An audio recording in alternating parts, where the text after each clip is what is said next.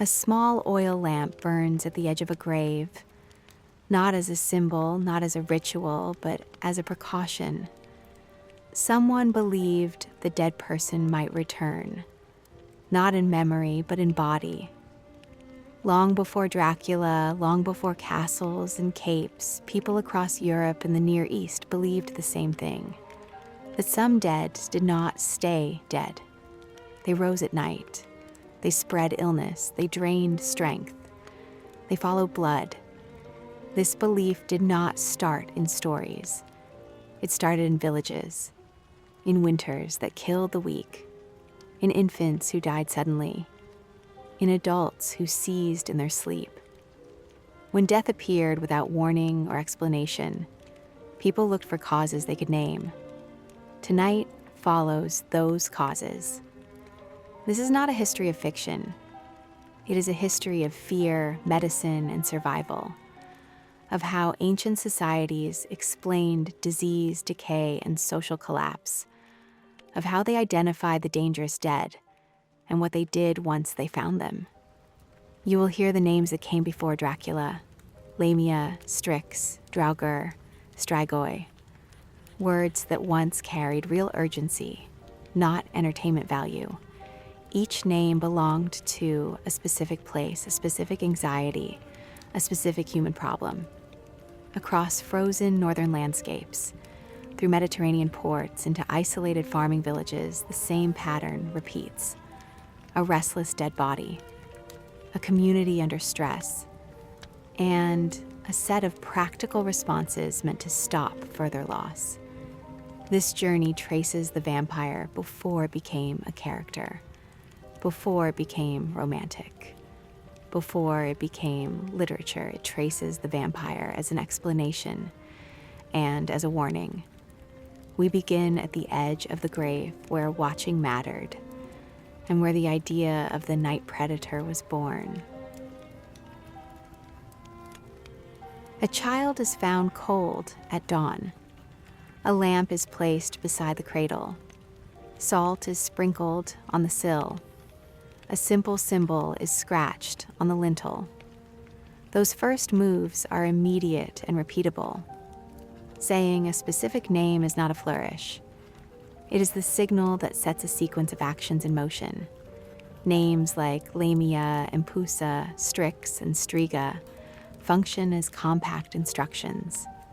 They tell neighbors what to do and what to watch for. They turn private shock into public protocol. In villages, the practical pattern repeats with dull frequency. A man collapses at night, rigid and unresponsive, and revives later with no clear explanation. A woman wakes paralyzed and reports a weight on her chest. An infant will not rouse in the morning after a peaceful evening. In each case, the family faces a gap in explanation. The chosen word claims that gap and offers a road out of panic. The vocabulary is not ornamental. It is a working language for recurring emergencies. Classical texts preserve both the language and the occasions that produce it. Medical writers record symptoms that match modern descriptions of seizure, syncope, and sleep paralysis. Poets and playwrights give vivid images that embed night visitors in the cultural imagination. Household graffiti and amulet finds show which measures people actually used.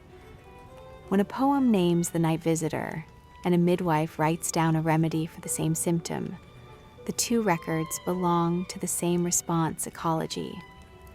Literary images migrate into household practice because they help households act. A practical vignette makes the logic visible. A midwife arrives in the dark and finds an infant cold to the touch. She sets a lamp next to the crib and warms the child. She prepares a poultice of herbs and rubs it on the chest. She mixes a small bowl of salt and places a pinch at the threshold. She takes an iron nail and scratches a protective mark on the lintel. She hides a tiny amulet beneath a floorboard to show neighbors that the family has followed the expected protocol. The midwife murmurs, a name learned from elders. The name is not a claim of metaphysical certainty. It is a procedural tag that binds the actions together. Sound and sensation often provide the raw materials for naming.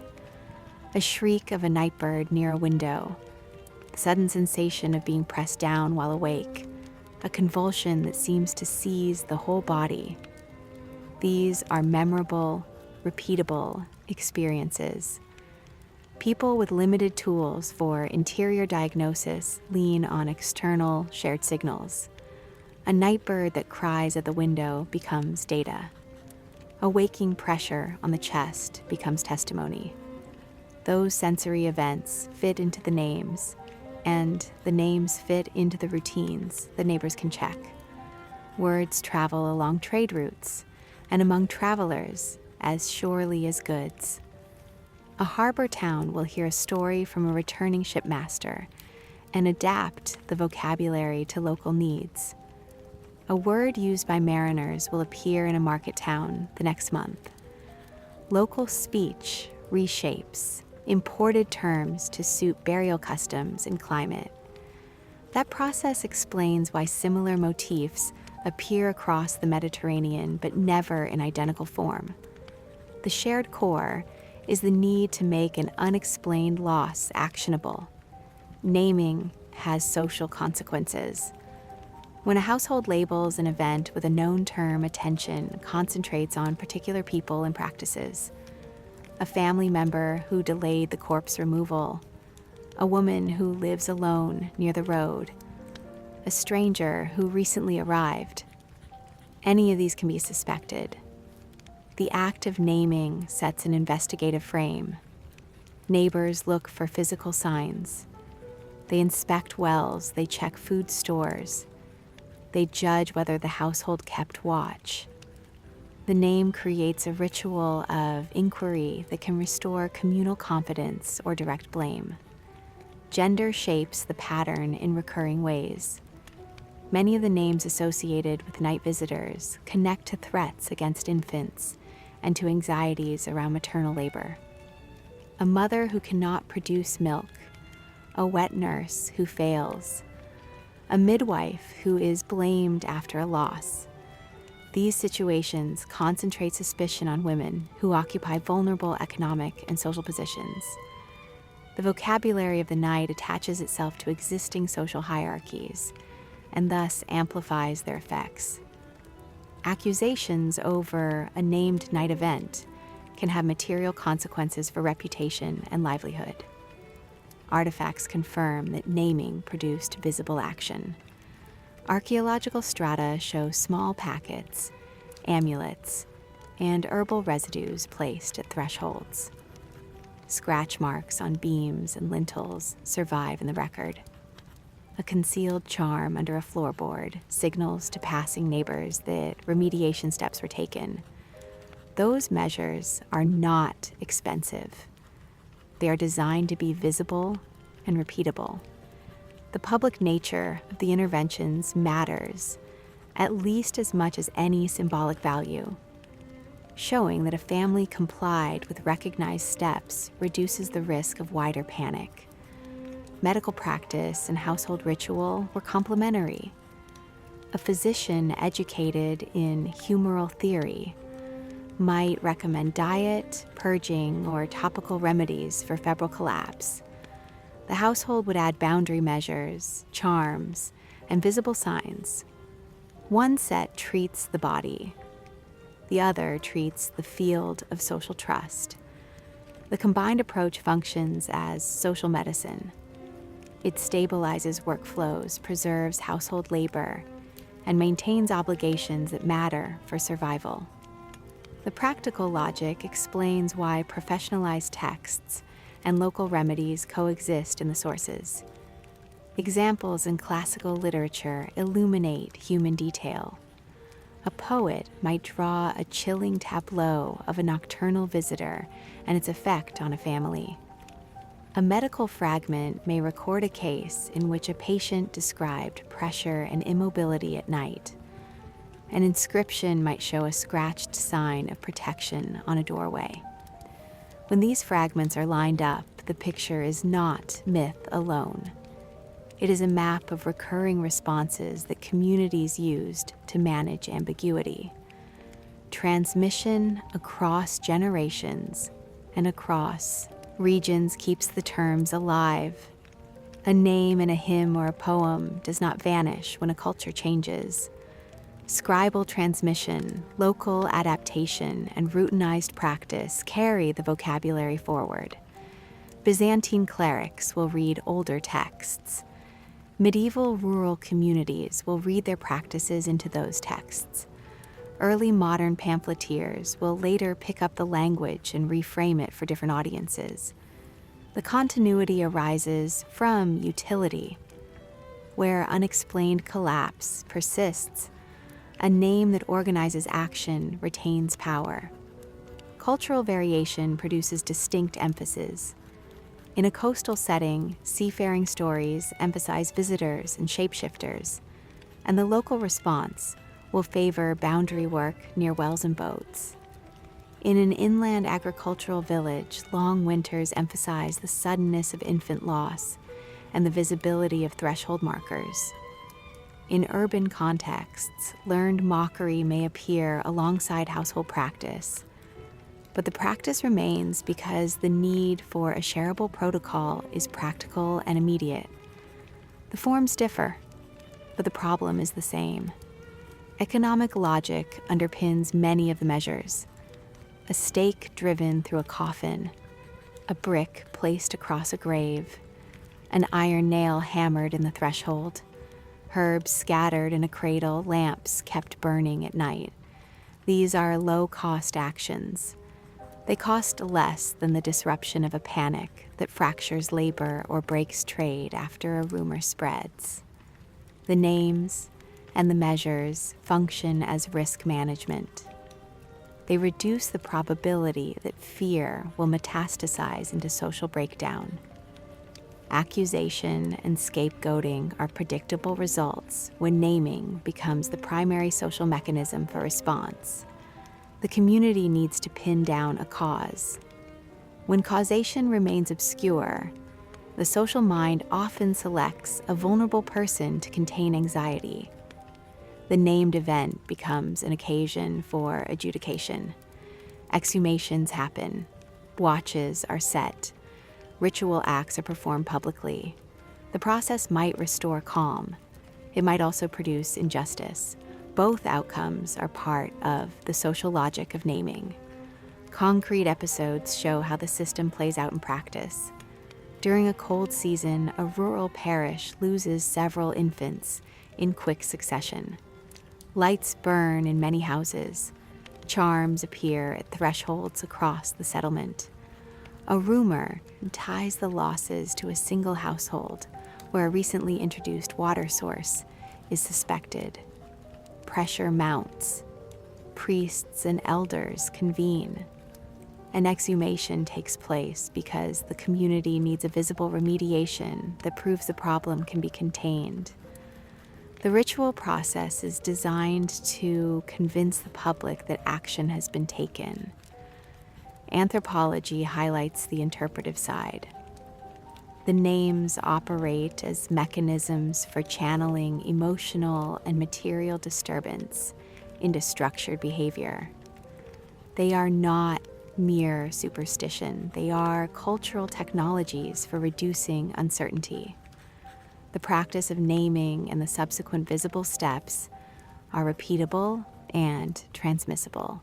That repeatability is the condition for maintaining social cohesion in the presence of chaotic loss.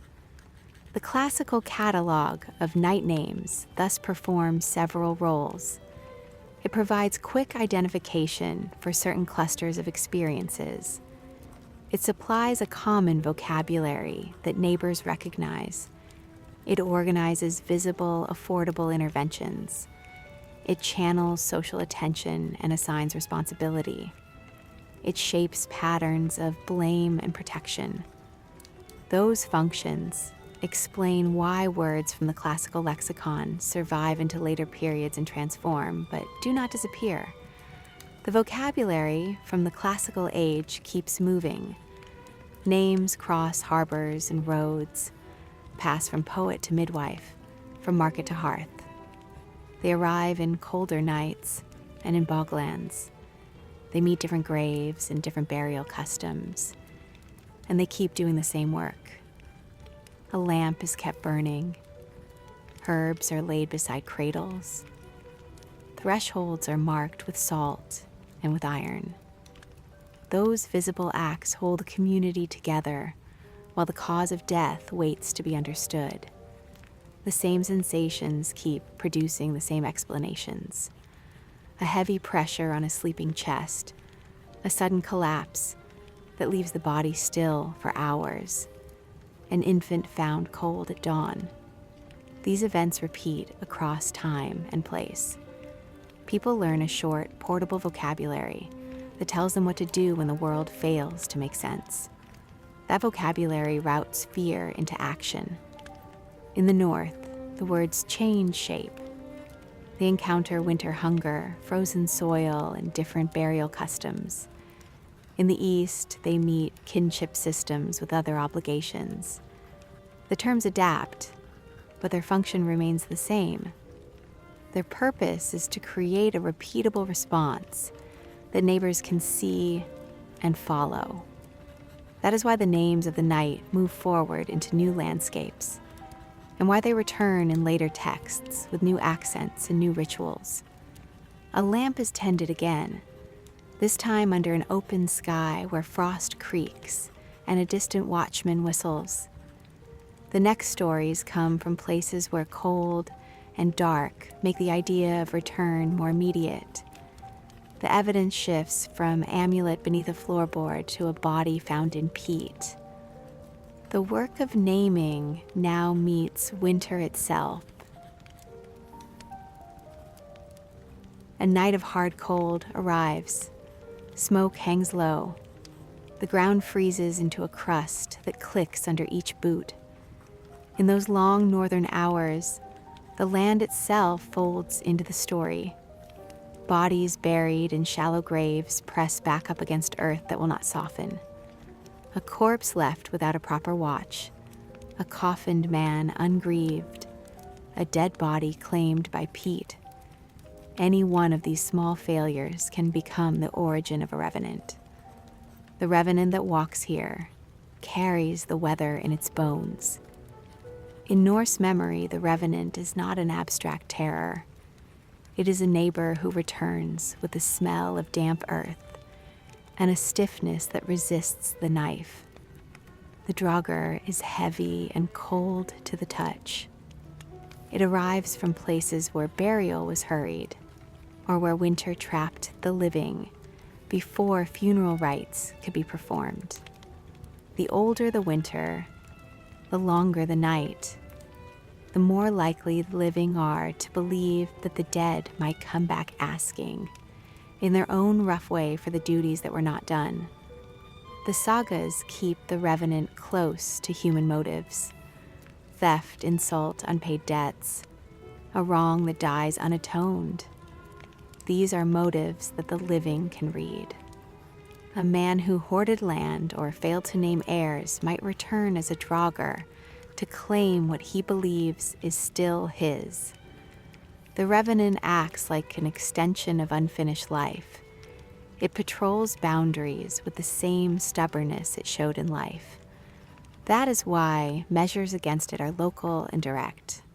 People do not debate metaphysics. They secure thresholds. They pile stones. They watch graves through the depth of the night. Watching is practical. A winter watch is a public act. Neighboring households take turns by a grave. Lamps are kept low and sheltered from the wind. A watchman listens for the creak of a wooden coffin or the sound of dragged linen. When a watch is set, the village slows, because labor must be traded for vigilance. The cost is visible and immediate. The benefit is social reassurance. If the crowd sees a lamp at a grave, it knows the proper measures were taken. The lamp speaks a kind of contract across households. We saw, we acted. We will act again if needed. When the signs become more certain, the responses harden. Stones are piled on a grave, a heavy cairn to pin the body under weight. A wooden fence might be built across the grave mound. In some communities, a nail or an iron pin is hammered into the coffin or into the skull. Bricks are sometimes thrown across the lid. The logic is straightforward. Make it physically impossible for a body to rise and move without attracting attention. Make the violation visible so neighbors can confirm compliance. Peat bogs add a different angle. Bodies preserved in peat show the living what a corpse can be. A peat corpse is not always a vision of horror so much as proof that under certain conditions the dead can look almost like the living for a long time. That proximity complicates grief and fuels suspicion. If a body looks less final, then the living are less willing to accept finality. Archaeological finds of bog bodies with their fair hair and folded limbs are reminders of why northern communities developed extra steps for burial and reluctance to leave graves unsigned. Ritual responses sometimes include the inexorable work of separation. Decapitation occurs in recorded folk practices. A head removed, buried elsewhere, or burnt is meant to deprive a revenant of the personhood that allows it to return. The act is brutal and it is meant to be definitive. Where kin obligations are strong, such measures are taken as a last resort to protect the many. Neighbors who perform the act understand its cost. They understand its necessity when a community fears contagion of panic or the slow attrition of life through repeated visits. Winter hunger sharpens the pattern. Scarcity makes every household more fragile. When food runs low, a family cannot afford to lose members to fear and suspicion. Long nights lengthen anxieties about graves. Bodies that appear unmolested are considered risky. The social calculus is simple. A community that can enforce boundary rituals and visible markers reduces the chance that rumor will swell into mass flight or violence. The rituals are economic as well as symbolic. Kinship obligations are the framework through which the living interpret return. Proper funeral rites are not mere formalities. They are the record of a life settled into the past. Naming the dead, placing food in the grave, paying debts, calling kin to witness the closing of a life, these actions are social seals. Where those seals are missing, the revenant returns to complete the account. A Draugr who drags a neighboring farmstead into ruin is read as someone still unsettled. Calling heirs, redistributing land, or performing a late feast can be part of the remedy as much as a stake through a coffin. The community uses thresholds to separate safe from dangerous. Threshold protection appears in many winter accounts. Iron placed at doors, a pile of salt at the sill, rings of fire at the edge of a yard. Crossings are controlled. Travelers returning from sea are inspected for signs of long exposure. Those arriving with damp clothes are given separate housing until their story is checked. The aim is containment. If a return is suspected, the community sets space between the person and the house until clarity emerges. Boundaries extend into the built environment. In some places, a dead man will be buried with his possessions removed, or his hands bound, or his feet turned outward under the coffin lid. Stones may be laid with faces down. These are methods to make the corpse less attractive to the living and less able to recall the habits of the body. The underlying logic is mundane. Remove the triggers that anchor memory and movement. reduce the chances that the body can reenact daily routes within the village. The sagas report revenge and unease in equal measure. A lone farmstead wakes to find fresh scratch marks on doors. Cattle are drained of milk and left weak. The households that suffer often discover a connection in small things: a quarrel over livestock, a failure to provide hospitality, a debt left unpaid. The Revenant is a social actor that continues a dispute. Its aggression is never random. It is embedded in kinship logic and in the obligations that keep a society functioning across long winters. Watchfires are a winter technology of reassurance: a field watch, a bonfire on a ridge, a line of torches along a causeway. These acts are signals across darkness. They are costly in peat and in labor, but they communicate collective attention. A watchfire is also a message to whatever may be moving under the snow. Its light breaks the logic of stealth. It creates a corridor for movement that the living control. In practice, watchfires reduce the psychic space in which a revenant can act without notice. When suspicion hardens into evidence, the community moves from prevention to confrontation. Exhumation becomes a technique of proof. The living open the grave, not as a spectacle for curiosity, but as a measure of last resort. A body that bleeds when cut, a body that appears undiminished. These are triggers for more extreme measures.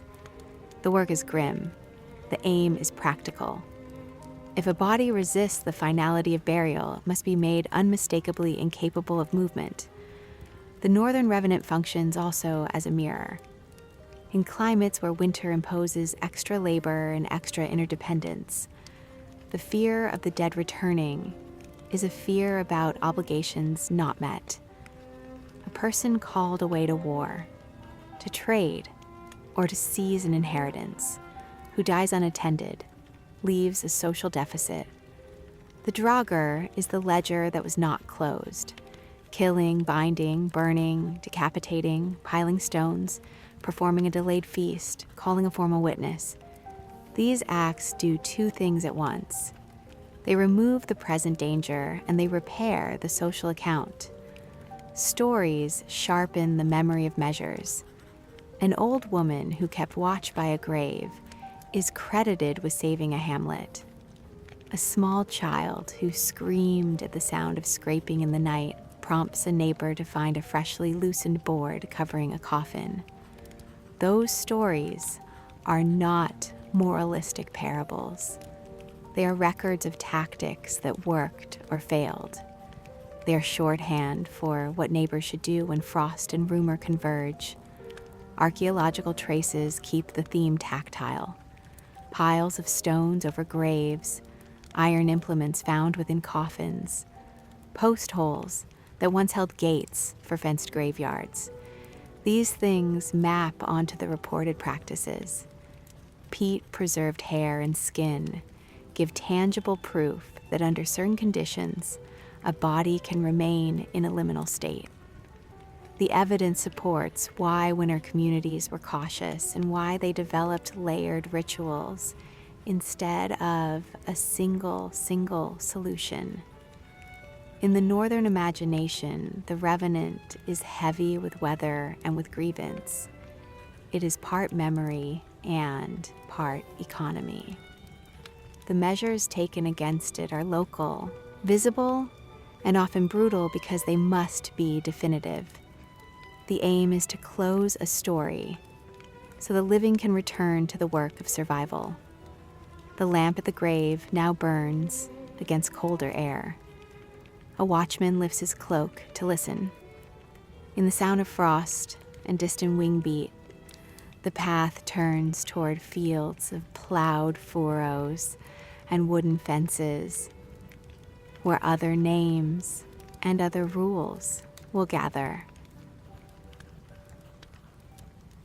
A village notes who did which work, who paid which debt, who ate what at which feast. Those records are rarely written. They are kept in memory and in habit. When a death occurs that leaves questions, those habits are the first place people look. A corpse that returns to rumor is rarely described as pure evil. It is described as a failure in obligation. The words used across the Slavic zone map onto social questions: who was served, who was insulted, who was left unburied, who had a claim on land unpaid. The returned dead are read as unsettled accounts. The vocabulary used in village speech names those unsettled accounts. Terms that translate in English as strigoi, moroi, and vrikolikas appear in different registers and with overlapping meanings. One term might emphasize violent return and household attack. Another might emphasize a slow drain of fortune or milk. The local choice of term is a way of signaling which resource is thought to be at risk. That choice changes the remedy. A family that believes milk has been stolen will call midwives and fumigation. A family that believes livestock are targeted will inspect pens, check water sources, and consider exhumation. Evidence matters. Villagers rely on repeatable, visible signs before escalating from watch to exhumation. Fresh hair where none should be, minimal decay, blood when a body is pierced, a corpse found outside its grave, animals that fall ill after a funeral, repeated reports of nocturnal sightings near a house, a child who refuses to sleep in a room where a deceased relative lies. These are the sorts of testimony that move a community to act. The social requirement for multiple witnesses reduces the chance of a single rumor leading to immediate violence. The village seeks corroboration. Rituals begin with visible, low-cost measures designed to reassure neighbors: lamps at graves, salt on thresholds, fumigation with bitter herbs, secreted amulets, scratched marks on beams, and temporary watch shifts are common first responses. These measures are affordable and public. Their purpose is not only magical and local logic, they are social technologies that show neighbors the family has followed recognized steps. Visibility is part of efficacy because a public protocol contains panic.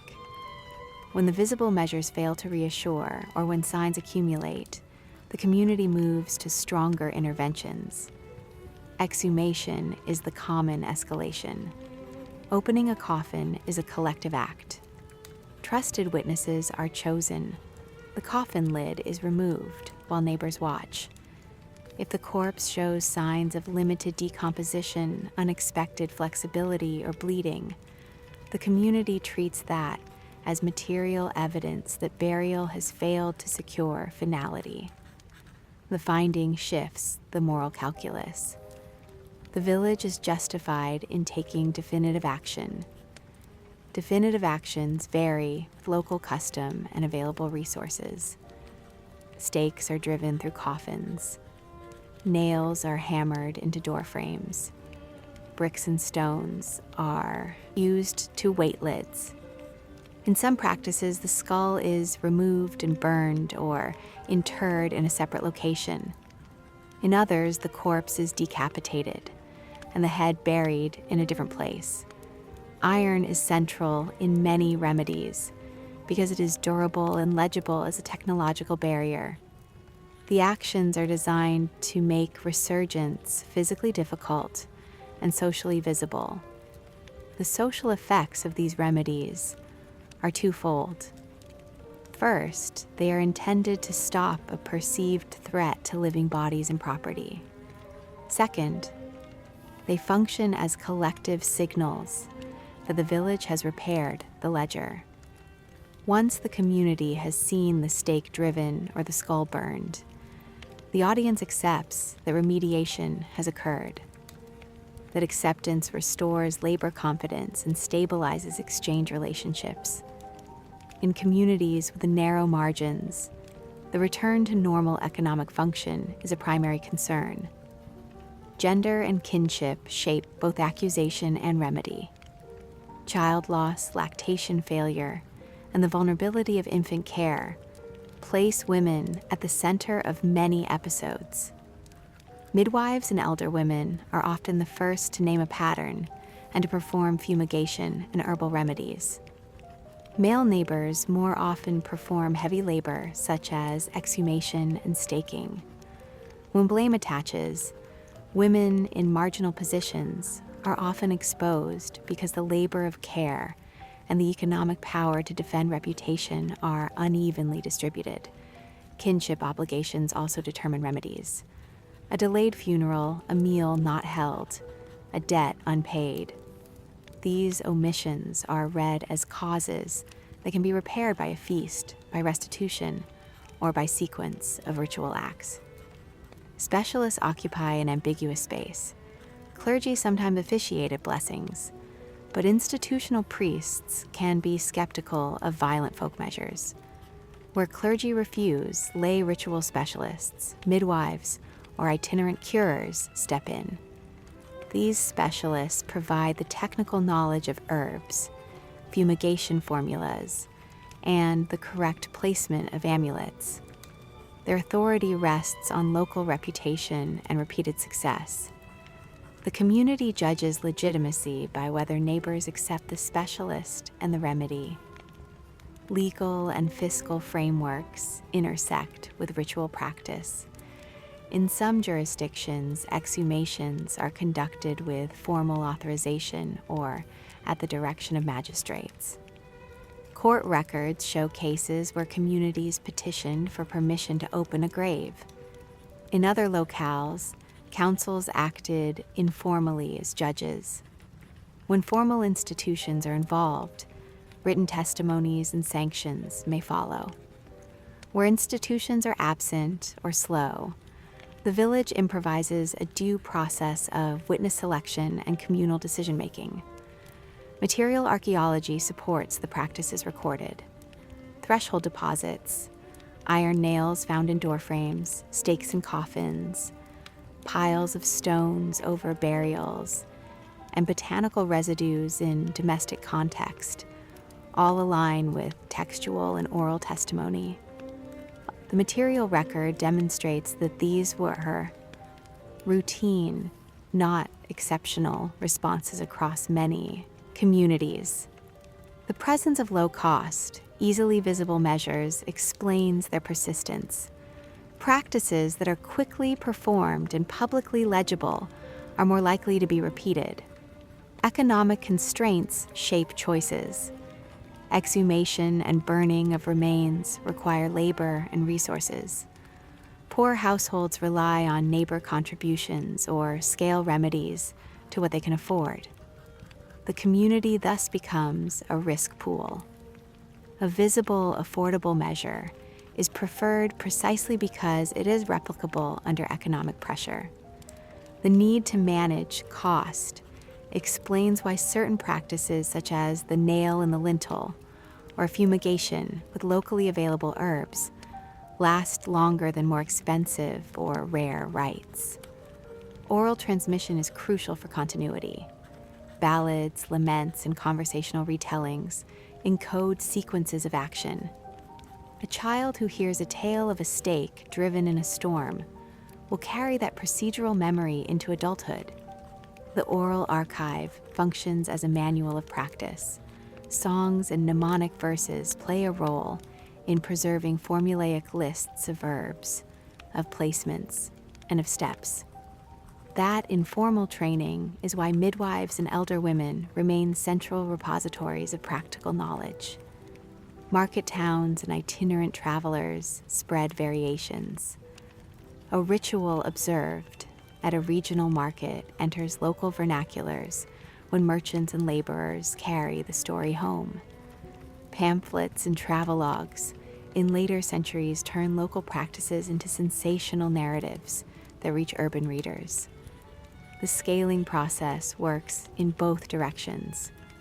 Local remedies adapt to materials and ideas introduced by travelers. and travelers adapt local anecdotes into broader genre pieces that then feed back into rural conversation. The requirement for evidence and witness produces a rhetorical economy. Testimony is pooled and checked against material signs. The village values repeatability. Multiple independent observations carry weight. That pattern functions as a social safeguard. It attempts to convert rumor into shared data and thus to justify escalation when necessary. The community thus builds a collective epistemology shaped by survival needs. The aim of the remedies is pragmatic restoration. A stake driven into a coffin is not a symbolic cruelty if the alternative is the collapse of trust that sustains labor and trade. Rituals are therefore instruments of governance. They channel fear into actions that repair obligations and demonstrate communal competence. The stakes and fumigations operate as social technologies that maintain the village economy. At dawn, the village prepares to send someone to market. A child is given a small herb packet to carry. An elder is asked to recount the steps to fumigate a room. The household lists which neighbors will cover the watch for the next week. The actions are mundane and procedural. They are meant to contain rumor and restore daily life. When a community moves from watch to exhumation, it follows a recognizable sequence of steps designed to make assessment public and to limit arbitrary violence. First, trusted witnesses are named.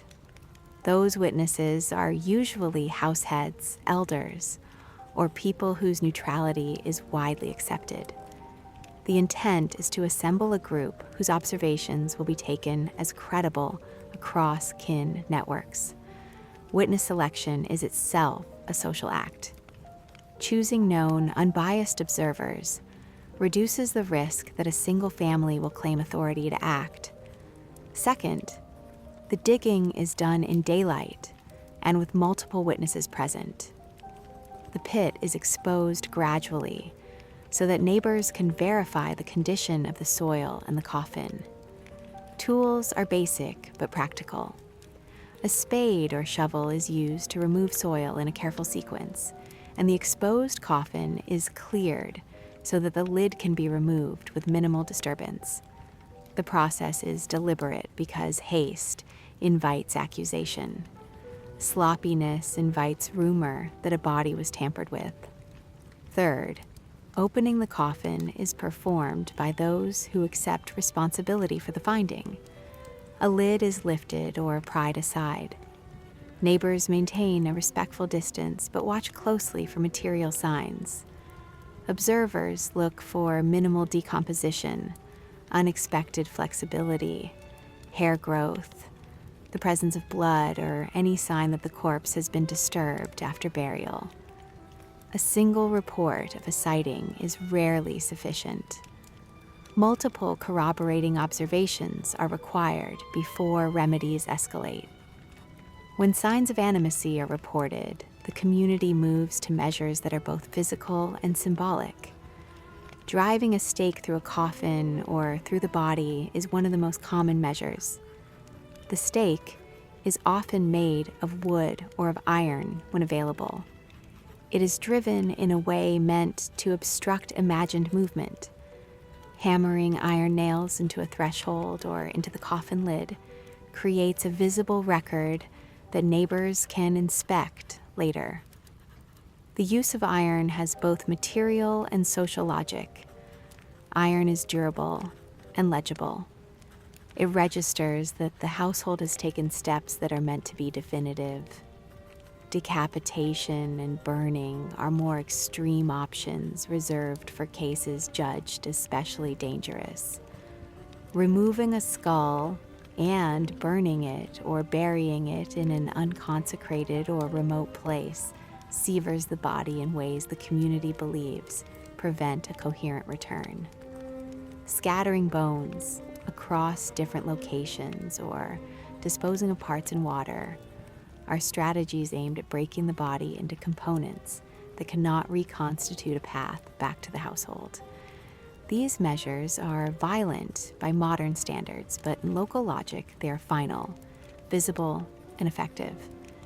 Specialists direct many parts of this work. Midwives, elder women, herbalists, itinerant curers, and local wise men bring technical knowledge. They know which herbs to burn for fumigation, how to mix poultices that neighbors recognize as authentic, and how to position charms so their sensory effects carry across a threshold. There, authority rests on reputation and past success. The community accepts technical direction when it is provided by a person with known competence. Clerical involvement varies. In some regions, priests officiate at exhumations and read prayers meant to bind the action within sanctioned liturgy. In other places, clergy refuse to take part in violent measures, leaving lay specialists to act. When clerics refuse entirely, communities negotiate hybrid responses. A cleric may bless a fumigation without endorsing exhumation, or may perform a consecration after a lay ritual has already taken place. Those negotiated responses are pragmatic adaptations to the pressures of belief and the uneven availability of institutional support. Legal and documentary traces occasionally survive. In areas with strong municipal or feudal authority, a magistrate might require written testimonies before allowing a grave to be opened. Court records that survive show procedural steps, lists of witnesses, and sometimes fines or sanctions imposed on households judged negligent. Those records reveal an attempt to temper communal action with formal accountability. Where courts are absent, the village council of househeads often functions as an ad hoc tribunal, recording testimony orally and enforcing remedies by consensus. Economic consequences follow. A household branded as negligent may lose trade partners, suffer reduced marriage prospects, and face reputational damage that affects labor exchange. Market towns amplify reputational effects because trade is based on networks of trust. If a household is associated with a Revenant story, its goods may be avoided or its bids for partnership rebuffed.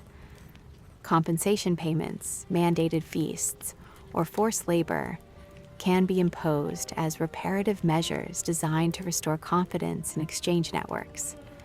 Pamphlets, travel accounts, and later printed narratives scale local episodes into regional moral tales. Travel writers who report exhumations turn them into sensational narratives that urban audiences consume as curiosity or warning. Those printed accounts feed back into the countryside when travelers recount them at markets. The effect is reciprocal.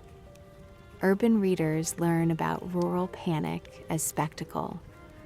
Rural actors learn which practices attract notice and sometimes adopt measures that have proven narratively compelling elsewhere. Archaeology corroborates many of the recorded practices. Nails found in door frames, stakes driven into coffin remains, piles of stones over graves, and botanical residues linked to fumigation appear in burial contexts across the region. Peat and waterlogged sites preserve organic materials, including plant remains used in fumigations. These finds align with textual testimonies and with oral accounts, demonstrating that the practices were widespread and materially implemented. The intensity of ritual varies with crisis conditions. During war, famine, or epidemic, the frequency of exhumations and violent remedies increases. Panic compresses decision-making. Communities escalate faster because the perceived risk of contagion or of social collapse is higher. In stable periods, the measures are rarer and more symbolic. Understanding the rhythm of panic helps explain why similar practices can appear intermittent in the archaeological record. Psychology and social memory shape recurrence.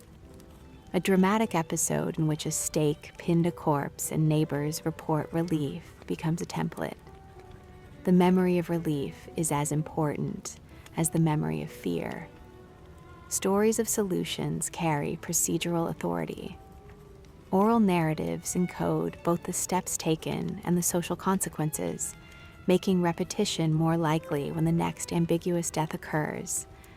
Memory thus functions as a repository for procedural knowledge. Gender dynamics continue to structure action. Women conduct fumigation and preparation, men perform heavy labor and exhumation. Midwives and elder women are repositories of herbal knowledge and of ritual phraseology used in domestic cleansing. Their role gives them authority, but also exposes them to accusation if outcomes are poor. The gender division of labor in ritual reflects the division of labor in daily life. Remedies are thus extensions of existing social roles. The material economy shapes which options are available. Small households may not afford exhumation costs, the labor to carry out burning, or the iron for durable measures. In those contexts, neighbors pool resources, or the village imposes communal measures that share the burden. The pooling mechanism shows that ritual is a form of mutual insurance. Visible, low-cost remedies endure because they can be widely implemented without catastrophic expense. Markets and routes diffuse variance. A ritual observed at a market may be adopted by traders who carry the practice to home villages. Sailors, laborers, and itinerant craftsmen act as vectors for both names and remedial steps. The convergence of routes at port towns accelerates exchange and produces hybrid forms that mix coastal with inland practices. This diffusion accounts for both similarity and local variation across the region. Punitive elements are part of remediation.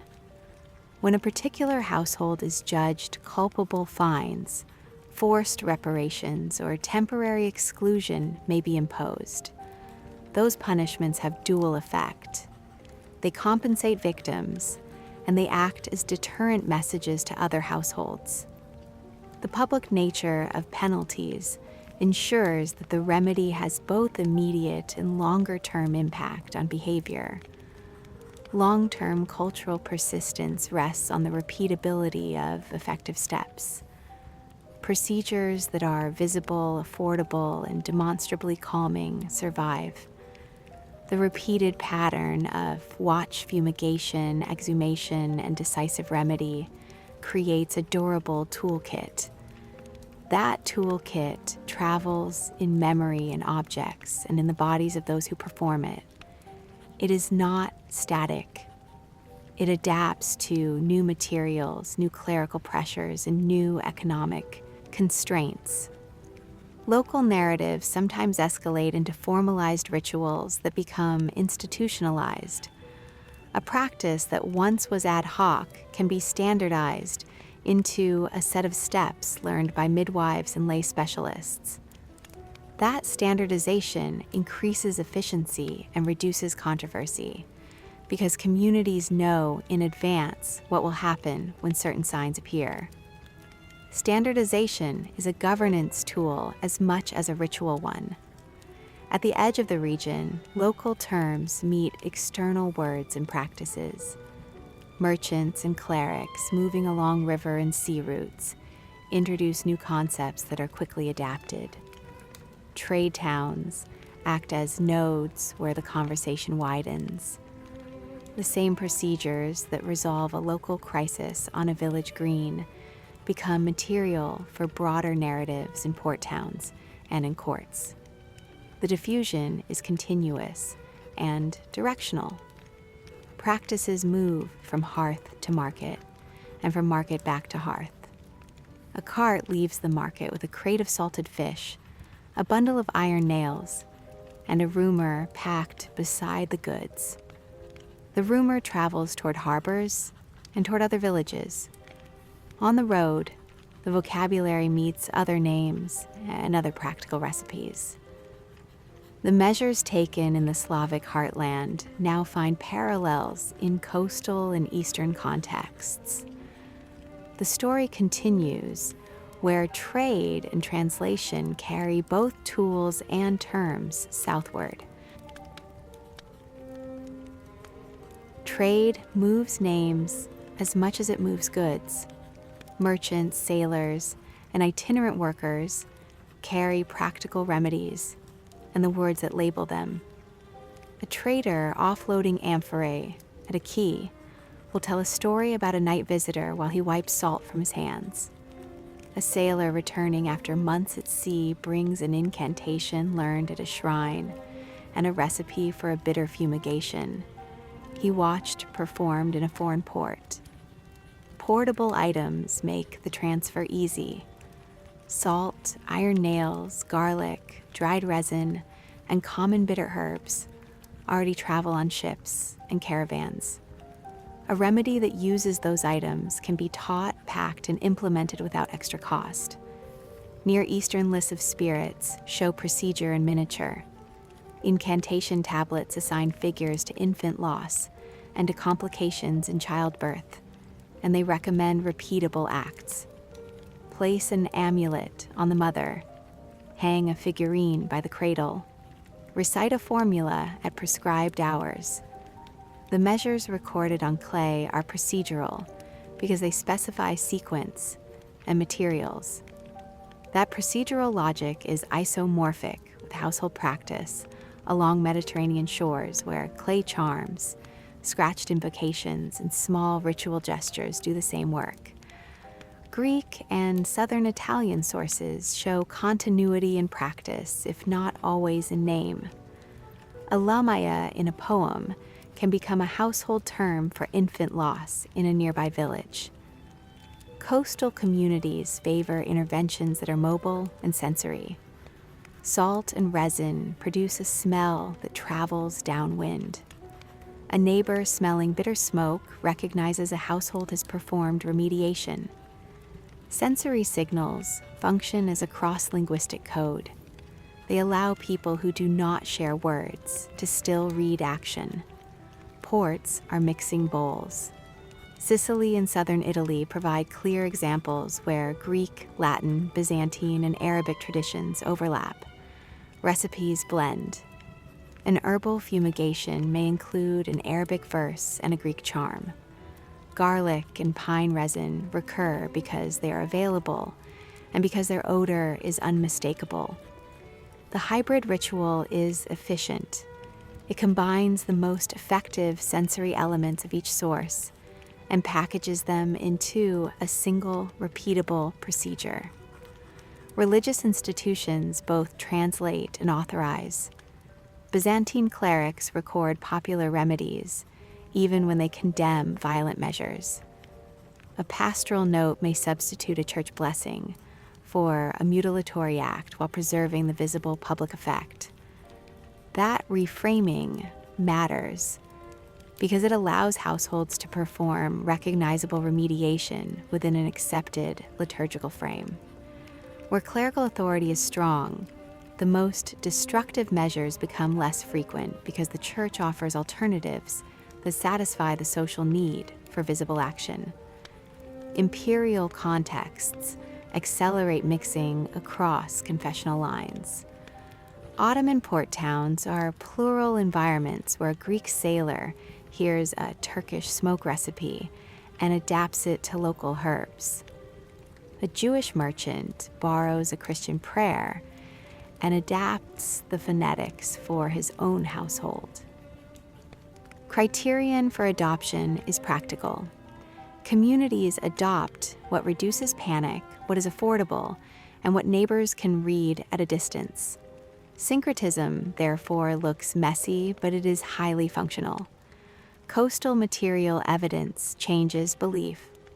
Bodies washed ashore, sometimes preserve hair or skin, and waterlogged corpses demonstrate that decomposition can stall under certain conditions. When communities find such remains, the perceived probability of return increases. Coastal populations respond by adopting more definitive burial measures near docks and by intensifying watch protocols. The material record thus feeds back into practice, evidence shapes measures. A recurring narrative pattern links seduction and predation. A visitor who appears intimate and then causes decline supplies a tidy social explanation for unexplained adult deaths. The narrative assigns motive to a transgressor who violated hospitality or social boundary norms. The target for suspicion is often a newcomer or a person who broke rules of household conduct. The framing channels anxiety into identifiable corrective action, policing sleep arrangements, inspecting newcomers, or applying boundary measures. Pilgrimage and relic circulation distribute portable authority. Pilgrims return with blessed phrases, small prayer books, and charms obtained at shrines. A blessing learned at a holy site is treated as an authoritative addition to a household toolkit. The shrine formula can be scratched into a beam or sewn into clothing. Pilgrims supplied phrases, therefore carry a reputational weight that local recipes may lack. Combining shrine blessings with merchant recipes strengthens legitimacy. Language change conceals borrowing. A Near Eastern name for a night spirit can be adapted phonetically and become indistinguishable from a local word in a generation. Once the term fits local speech, it no longer signals foreignness. Lexical assimilation lowers adoption costs. Communities can graft borrowed procedures onto familiar labels and avoid disruptive cultural markers. Administrative pressure matters. States and empires sometimes regulate burial law or offer sanctioned rights that reduce the incidence of violent measures. Where authorities provide timely, affordable alternatives, communities may adopt them. Where central institutions are weak, folk practice persists. The tug between official regulation and local habit produces hybrid forms in many documentary records. Archaeology documents syncretism, amulets bearing mixed iconography, coins with multilingual inscriptions placed in burials, and shards with scratched protective phrases all attest to blended repertoires. Botanical residues in contexts of fumigation show plants drawn from different ecological zones. Material evidence confirms that recipes moved, were adapted to local floras, and were implemented in households. Pragmatic suspicion of outsiders has epidemiological logic. Newcomers can bring unknown pathogens and unfamiliar ecological risks. Labeling a stranger as the potential source of nocturnal decline functions as a heuristic for containment. Isolation and observation of newcomers are practical steps that reduce risk while conforming to social ritual. The myth frames a problem that communities can solve quickly and visibly. Printed narratives scale local practices. Travelogues and pamphlets render exhumations and remedies into stories consumed by urban audiences. The print circulation creates a feedback loop. Rural actors learn which measures look convincing to broader publics, and sometimes adopt elements that have proven narratively effective. Urban readers learn about dangerous edges of empire, and the tales shape metropolitan imagination of rural life. Hybrid remedies offer layered legitimacy. Combining a shrine blessing, a merchant recipe, and a local fumigation creates redundancy. Sensory legibility across neighbors increases. Authority from multiple sources reduces the chance of skeptical dismissal. Pragmatic layering explains why coastal households often use a broader toolkit than inland ones. Selection favors portability and visibility. Items that travel on ships and caravans and that produce strong sensory signals spread fastest. Salt, iron, garlic, resin, and bitter herbs are common because they are cheap, transportable, and unmistakable. Practices that are low cost and repeatable are resilient under economic pressure and therefore durable across regions. Agents of diffusion include sailors, pilgrims, clerics, merchants, and itinerant workers. Items carried include portable reagents, amulets, and short liturgical phrases. Adopted measures tend to be sensory, visible, repeatable, and affordable. Names change, but functions persist. Hybridization creates durability because it allows communities to graft new tools onto existing repertoires without complete cultural disruption. A crate is closed at dusk. A lamp is carried inside. Bitter smoke curls down a tiled stair and into a courtyard where soil waits for burial. The tale moves from harbor light to ground underfoot where the measures become focused on bone, and the stakes are driven into earth that remembers. Burial practices are a technology. Stakes, nails, iron, bricks, herbs, and smoke are not only ritual signs. They are tools deployed to change what a corpse can do and what neighbors can see. The measures discussed here are simple and repeatable. They are chosen because they are affordable, visible, and effective at producing a social outcome. The restoration of confidence in a household and the prevention of panic that might interrupt work and trade. When a community suspects that a burial did not secure finality, the first impulse is to make the grave physically difficult to disturb. Heavy stones are piled on lids. Bricks are placed across earthen covers. The idea is straightforward. A grave that can be opened easily invites rumor.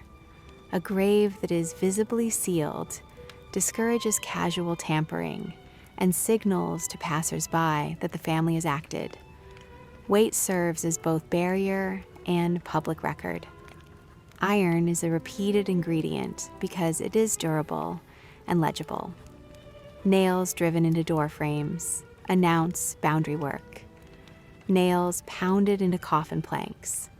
Where possible, create a record that can be inspected later. In some practices, an iron implement is driven into the skull or into the coffin lid. The use of iron has functional logic. It resists rot, and it leaves material traces that future watchers can see. Iron also carries material symbolism in many folk cosmologies as a substance hostile to certain kinds of return, which is why it is chosen repeatedly across regions. Stakes are a specific technical response. A stake driven through a coffin or through the body is intended to pin matter in place. Wood was often used when iron was scarce. A wooden stake is crude, but it creates a mechanical obstruction. A long stake that protrudes above the grave makes a public statement. It is an unmistakable sign that the community has performed a definitive act. Stakes are functional because they require force to remove, and they create a clear visual text that neighbors read quickly. Bricks and cairns serve a similar function. Heavy masonry placed over a grave can make re-entry nearly impossible without tools and a group of people. The accumulation of weight functions both as containment and as evidence of action. Building a cairn is also a communal act. Collecting the stones and stacking them requires labor and social coordination. The labor itself reinforces a message. The community has invested resources to close the account. binding and dismemberment belong to an older set of measures aimed at disabling the body. Decapitation, removal of hands, or burial of parts in different locations are methods intended to break the body into components that cannot be reassembled into a coherent returning presence. These measures are violent and final by design. They are used when other evidence convinces a community that the risk is severe. The logic is practical. If a body cannot reconstitute familiar form, then it cannot walk the routes of memory. Herbs and fumigation supply sensory and chemical defenses. Bitter herbs burned in a room create an odor that neighbors detect and recognize. The smoke may repel insects and mask decompositional odors, but its primary function in local logic is to expel contamination.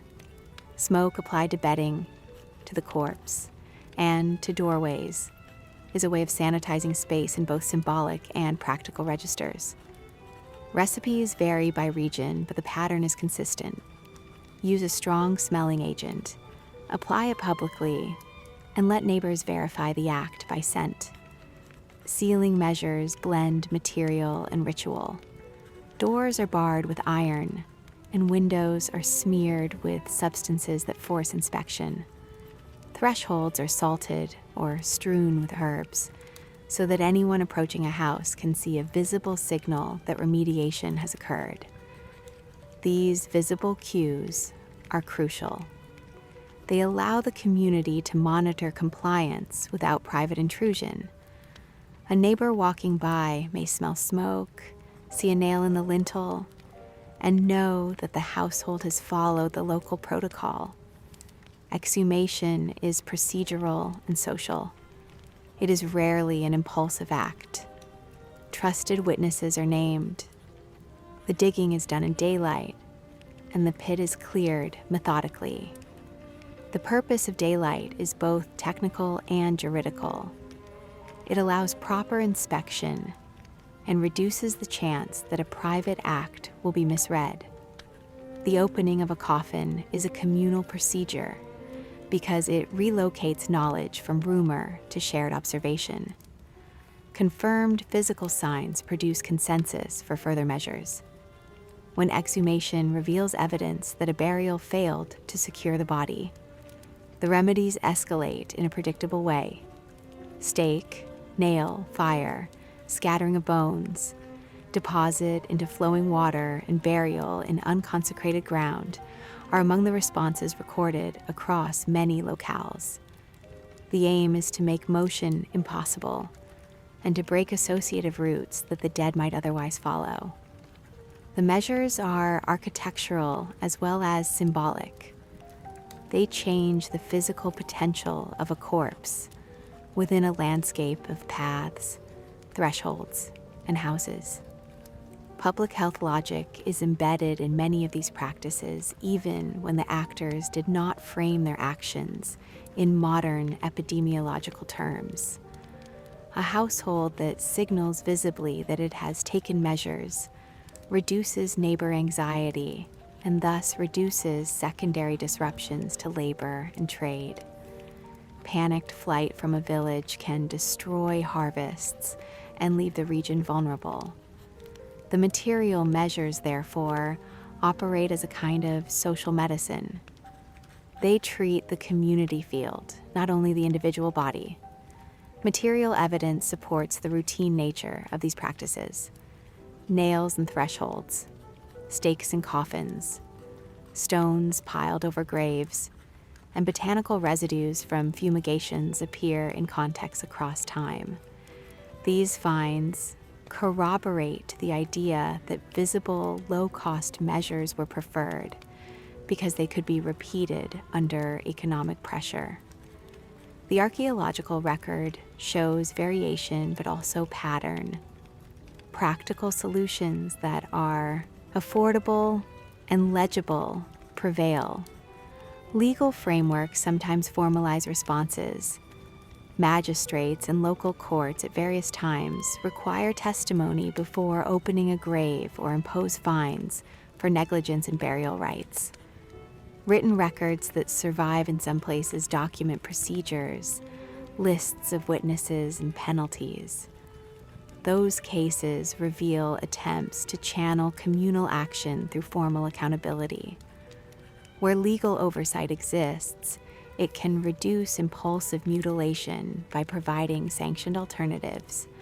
But when legal institutions are absent or distrusted, communities fall back on visible local measures. Gender and labor divisions shape implementation. Women often perform fumigation and prepare herbal mixtures. Men more often perform heavy labor, such as exhumation and masonry. Midwives and elder women hold practical botanical knowledge and lead domestic cleansing rites.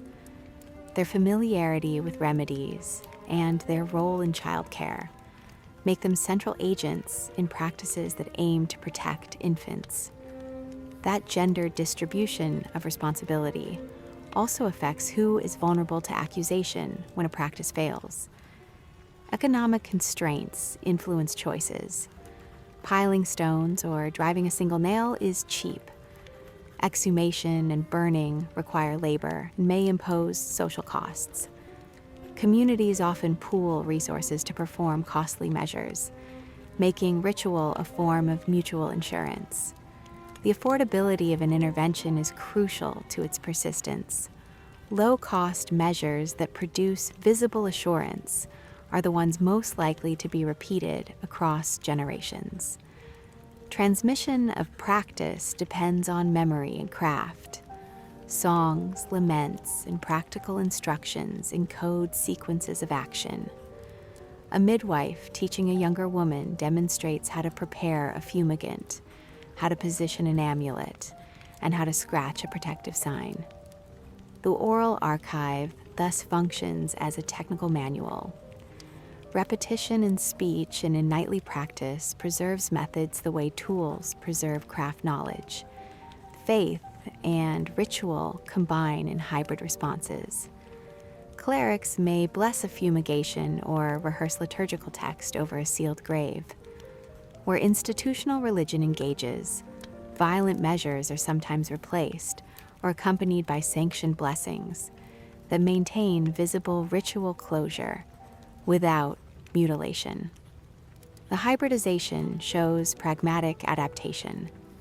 Communities balance doctrinal authority with local urgency and produce rituals that satisfy both. Perception of evidence governs escalation. Visible signs that can be confirmed by multiple witnesses convert rumor into action. A single scream at night is rarely enough to authorize exhumation. Repeated sightings, consistent animal sickness, or a corpse that shows unexpected preservation will move a community toward harsher remedies. The requirement for corroborated observation functions as a social safeguard against capricious violence. The cumulative effect of these practices is social stabilization. By translating fear into visible objects and repeatable acts, communities manage uncertainty. Stakes and nails do not only restrain bodies, they restore trust. They demonstrate that neighbors are willing to invest labor and resources to maintain the conditions necessary for survival. A final practical image remains.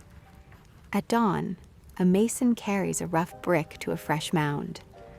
An elder hands a nail to a daughter who steadies a lintel. A midwife unwraps an herb bundle and drops it into a brazier until bitter smoke pours across the threshold.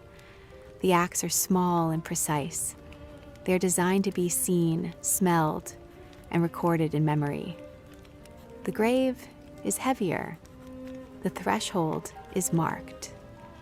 The household resumes the labor that sustains it while watchers remain at the edges, ready to act if rumor returns.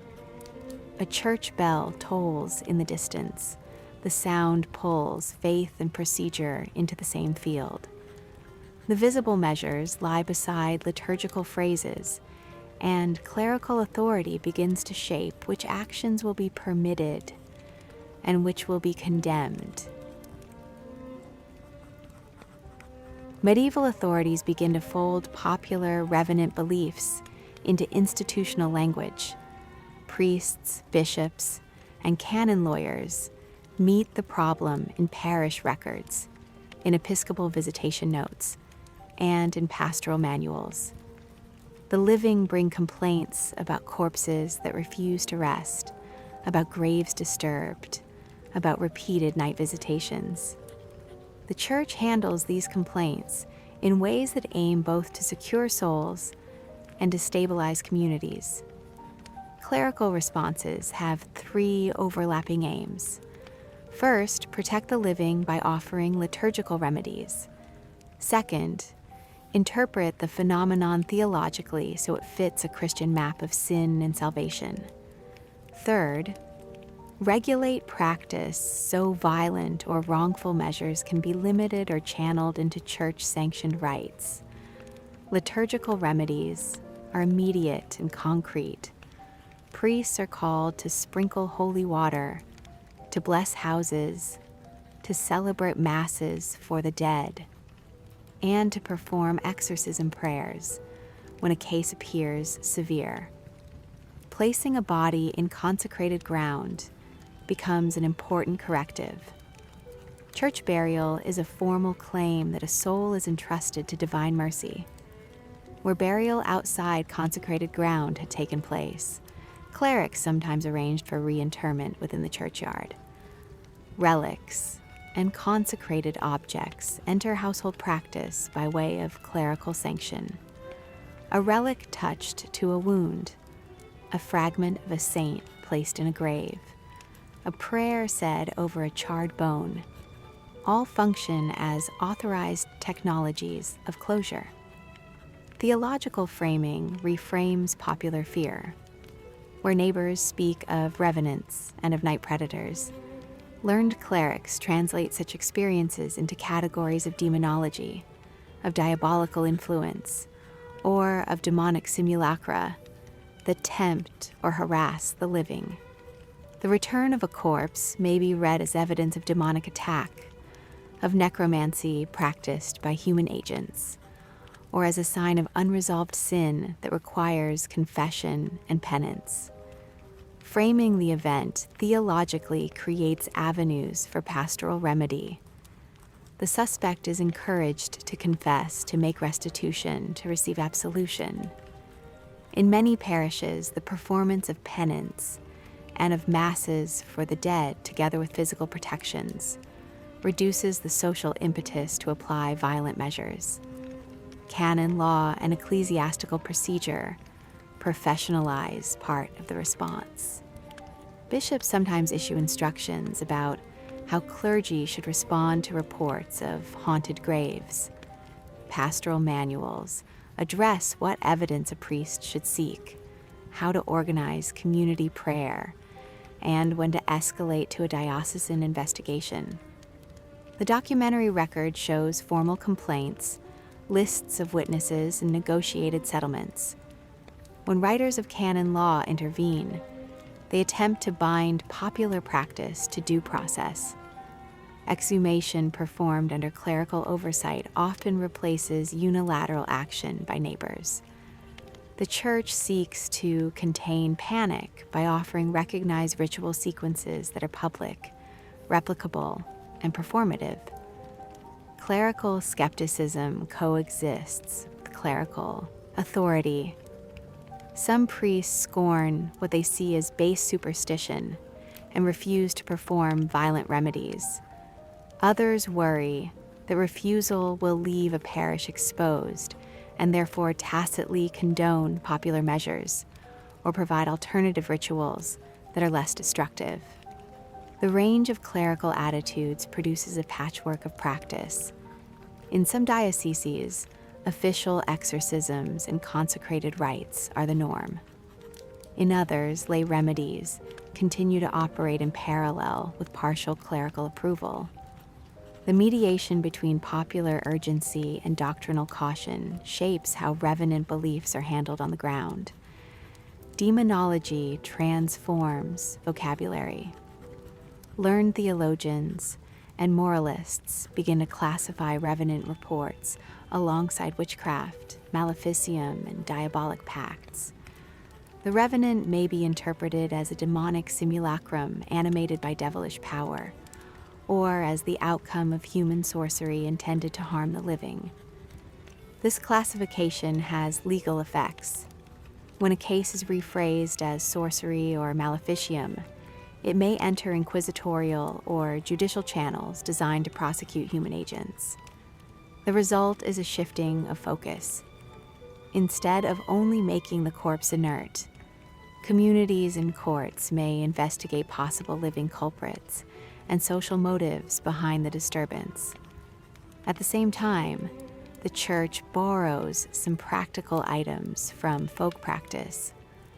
Where holy water and consecration do not seem to calm rumor, clerics may allow or adapt visible measures that have social force. Bells may be rung in a patterned way to mark protection. Blessings may be read aloud at the edge of a grave. Clerics sometimes prescribe liturgical substitutes that mimic the public visibility of more violent acts while avoiding irreparable harm. That pragmatic accommodation reduces conflict between pastoral doctrine and communal need. Clerical records show a variety of procedural templates. Inquiry often begins with testimony. Witnesses are summoned and asked to describe what they saw and smelled. The condition of the corpse is inspected in daylight and under clerical observation. When evidentiary signs accumulate, clerics may prescribe a sequence of remedies: masses for the dead, confession and restitution, performance of exorcism prayers, reburial in consecrated ground, and the public marking of threshold protections. The sequence aims to convert rumor into sanctioned ritual that can be publicly verified. Monastic centers become hubs of learned debate and of procedural diffusion. Monastic writers preserve pastoral instructions, collect miracle accounts, and circulate stories of hauntings that include clerical solutions. Such texts become resources for parish clergy who lack direct experience. The monasteries also function as repositories of relics and of liturgical books that parishes can borrow to authoritatively address a case. That connection between monastic learning and parish practice pushes revenant handling toward formalization without erasing local improvisation. Clerical engagement changes the cost calculus. When a diocesan procedure substitutes a sequence of prayers, masses, and consecrations for unilateral mutilation, the community avoids acts that could create scandal or legal sanction. Where church procedures are timely and visible, they reduce the incentive for neighbors to take violent measures. The church's ability to convert communal fear into recognized pastoral steps therefore has stabilizing effects on local economies and on social relations. Yet, institutional intervention sometimes reclassifies popular acts as criminal. When exhumation, mutilation, or the killing of a suspected revenant intersect with property disputes or with accusations against specific neighbors, secular courts and ecclesiastical courts may intercede. The translation of local remedy into alleged criminal violence makes visible the tension between communal defense and legal order. Trials and fines appear in records where the limits of permissible action are contested. The legal aftermath sometimes deters future unilateral measures. The medieval turn also disperses knowledge into new genres. Pastoral manuals, penitentials, and sermon collections include cases that treat revenant phenomena as moral teaching. Sermons interpret nocturnal visitations as warnings about greed, failed hospitality, or neglected duties. The moral framing channels anxiety into ethical correction rather than into solely physical remedy. That rhetorical move makes popular concern part of pastoral pedagogy. Over time, demonological literature further codifies the possible causes of nocturnal harm. The learned vocabulary offers categories that clergy can apply to cases in the field. Classifying a report as diabolic attack, as witchcraft, or as melancholic delusion changes the recommended cure. The mapping from category to cure allows priests to recommend penance, to call for exorcism, or to recommend medical examination. The bureaucratic logic values fit between observed signs and prescribed remedies. Belief evolves under clerical influence but never disappears. Folk practices adapt. Households combine vestigial charms with church-sanctioned blessings. Rituals become hybrid. Liturgical wording is borrowed for household use, and relic fragments are integrated into domestic protections. The medieval church, therefore, does not eliminate revenant practice. It reshapes it, gives it bureaucratic channels, and in many cases reduces the most brutal outcomes by offering authoritative alternatives. At dusk, a bell rings, and a procession moves toward the churchyard. A prayer is intoned over a fresh mound while neighbors stand as witnesses.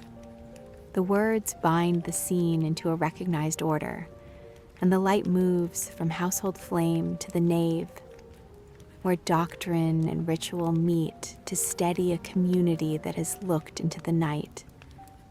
A new set of pressures will follow when printed news and travel accounts make rumor portable on paper, and when pamphlets begin to inflame urban curiosity and fear.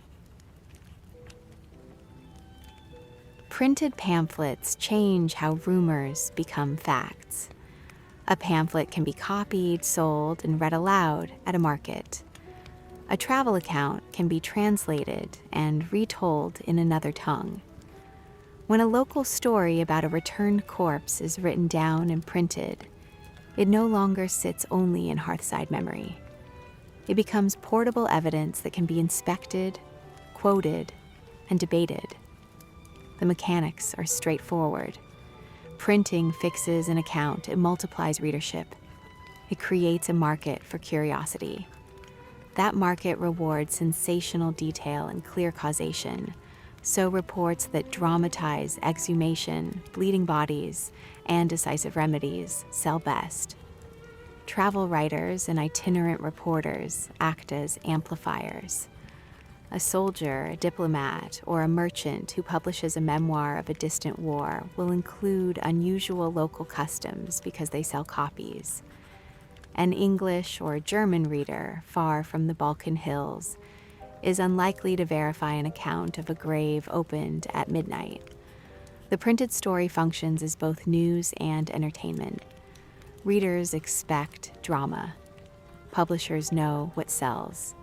Editors shorten and sharpen. The result is a feedback loop. Local rumor is shaped into a print-friendly narrative. The print narrative then feeds back into local contexts, where travelers and returning merchants repeat the framed version. The rumor tightens into a fixed tale. Pamphlets standardize the signs that justify extreme measures. Before print, neighbors relied on repeatable sensory evidence and multiple witnesses. After print, a single dramatic image can spread widely. If a pamphlet shows a corpse that bleeds when pierced, readers will assume bleeding is a usual sign. That assumption pressures other communities to accept bleeding as decisive evidence. Printed stories standardize the threshold for action. The consequence is a reduction in local variance and an increase in panicked escalations when a community perceives the printed sign in its own context.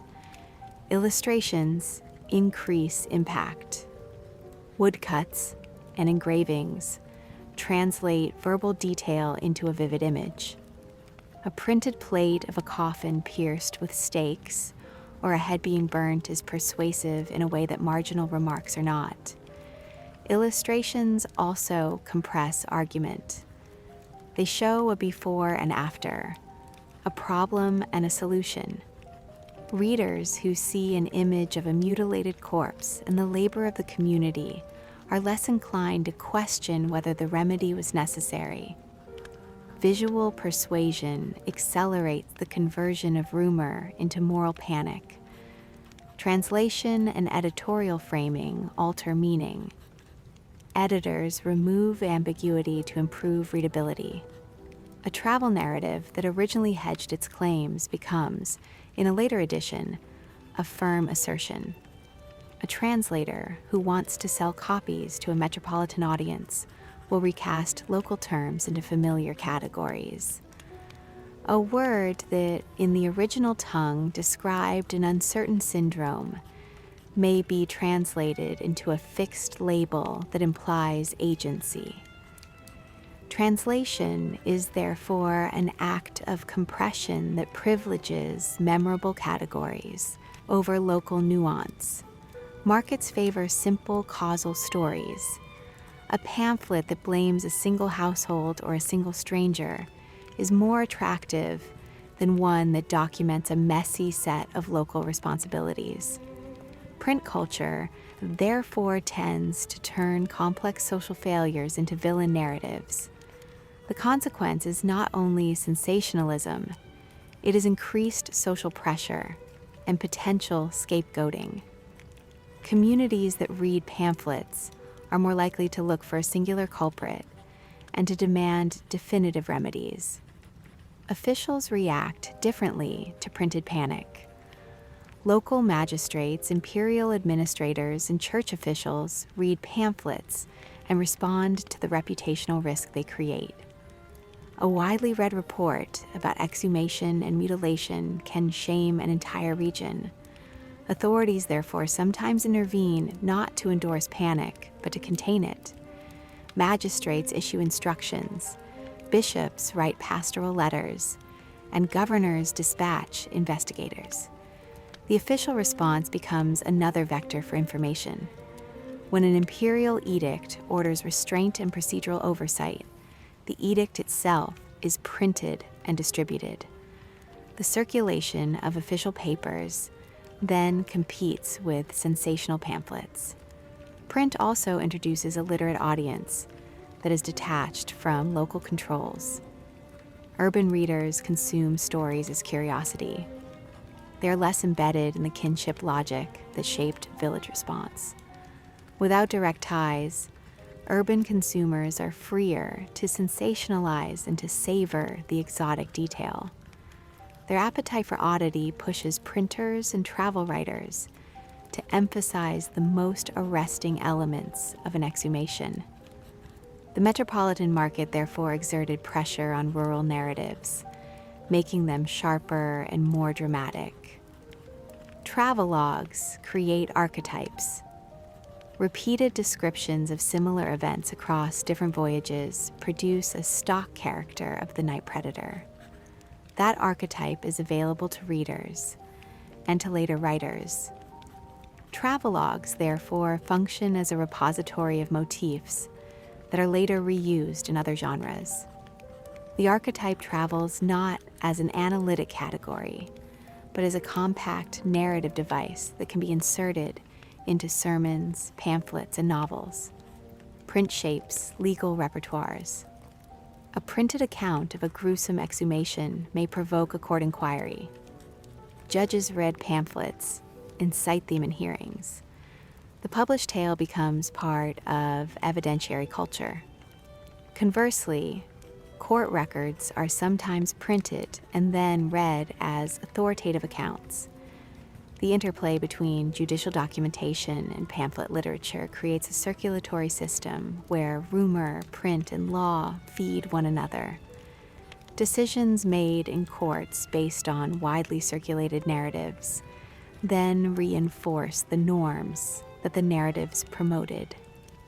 Physicians and skeptical scholars enter the debate as well. As print culture expands, counter-narratives appear that argue for naturalistic explanations. Medical treatises attempt to explain apparent signs of return as manifestations of catalepsy, of delayed decomposition, or of hemorrhagic conditions. These skeptical voices are themselves printed and circulated. The result is a public debate. A pamphlet can claim a miraculous return, while a physician pamphlet argues for a clinical diagnosis. Readers draw boundaries and choose whose authority to accept. Printing changes the politics of blame. In older systems, rumor and accusation were often local and contained. When printed narratives travel across regions, they can inflame rivalries between communities, between jurisdictions, and between religious confessions. A sensational pamphlet that accuses a neighboring region of endemic revenant crises can be used politically. Local elites exploit pamphlet culture to gain advantage or to discredit rivals. The rumor web, therefore, becomes an instrument of factional interest as much as a carrier of genuine fear. Print also standardizes ritual inventory. Where before, remedies varied by hamlet, now printed lists of herbs, amulets, and actions circulate. Manuals aimed at lay readers instruct how to fumigate, where to place a nail, and which prayer to recite. Standardized manuals reduce local improvisation and provide templates that communities can import. The manuals both empower households and reduce the range of acceptable local variation. Pamphlets accelerate moral panics by turning episodic fear into a genre. The travel narrative that became a pamphlet creates expectations for future stories. When another ambiguous death occurs, readers recall the stock signs and demand similar responses. The circulation of exempla therefore hardens into a cultural script. That script pushes communities towards certain remedies that align with what the public has read and rewarded. The interaction with print culture helps explain why early modern Europe sees spikes of exhumations and violent remedy in particular decades. Print distribution networks, translation flows, and market demand synchronize perceptions across remote places. The same image or trope can appear in a newspaper in one port and in a rural complaint the following season. The time lag is small enough to create waves of panic that move like weather fronts across regions. Visual culture and public spectacle feed the loop. Public exhumations are reported and illustrated. Readers who attend public burnings or who see engravings feel involved even from a distance. The spectacle reassures distant readers that decisive action is possible. It normalizes the violent remedy by showing its performance value. Other communities then imitate the spectacle in order to produce the same reassurance for their neighbors. Print shapes memory too. Once fixed on a page, a dramatic exhumation becomes harder to forget. Pamphlets are collected, quoted, and reprinted. The print archive is a durable store of the sensational. Memories that would otherwise be local and ephemeral are preserved and amplified. The printed archive, therefore, extends the life of a panic beyond the local moment. At the same time, print enables skepticism and reform. Physicians, clerics, and jurists who oppose mutilatory remedies can use print to disseminate procedural alternatives. Pamphlets that recommend legal oversight, standardized medical examination, and clerical rituals can reduce the incidence of violent exhumation when they reach audiences with authority. Print is therefore a technology that can be used to inflame or to restrain panic. The printed rumor web creates a landscape where local practice is constantly in conversation with external narratives. Travel, trade, clerical networks, and courts all intersect in the pages that readers turn. The result is not the disappearance of folk remedy. It is the transformation of remedy into performance that must be legible to both neighbors and to readers far away.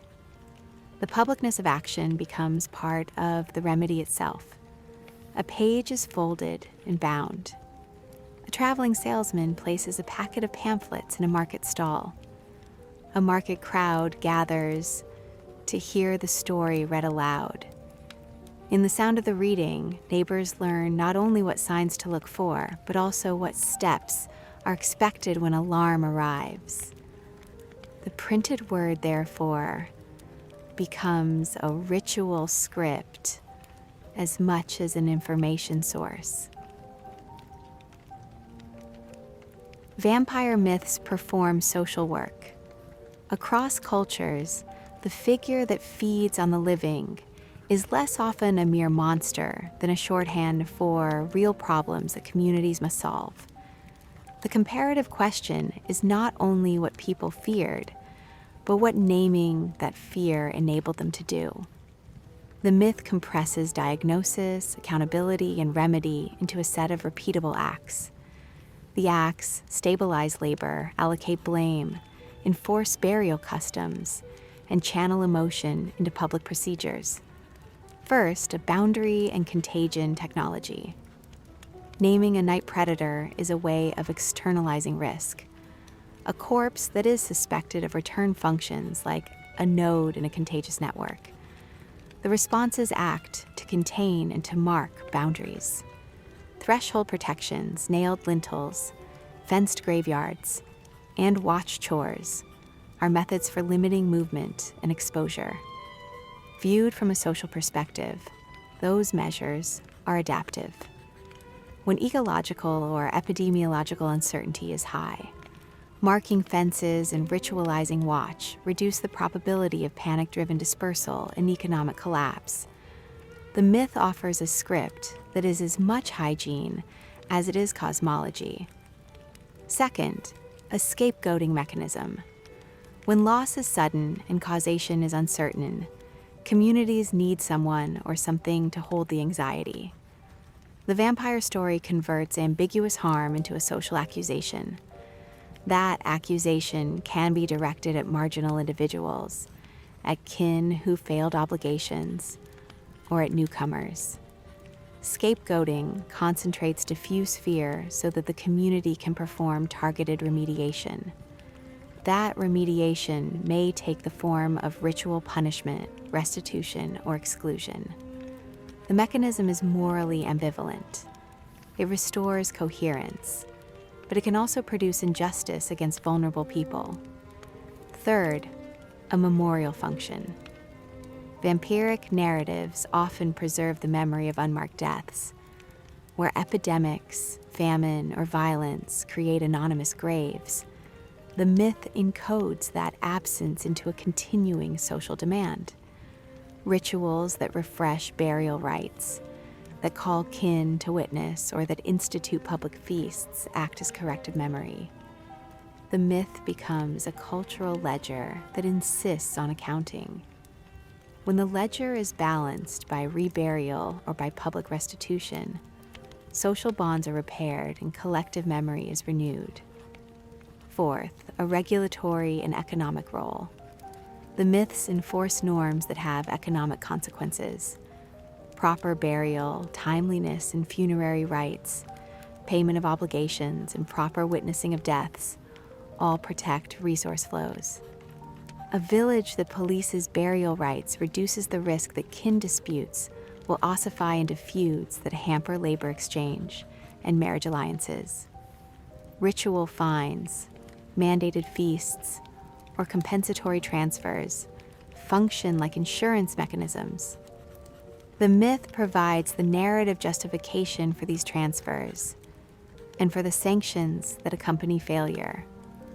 Fifth, an organizational role for ritual specialists. Midwives, elder women, ritualists, and itinerant curers become institutionalized because the myth acquires techniques and materials. Their knowledge of herbs, of fumigation recipes, of canonical prayers, and of material emplacement gives them authority. That authority is socially valuable.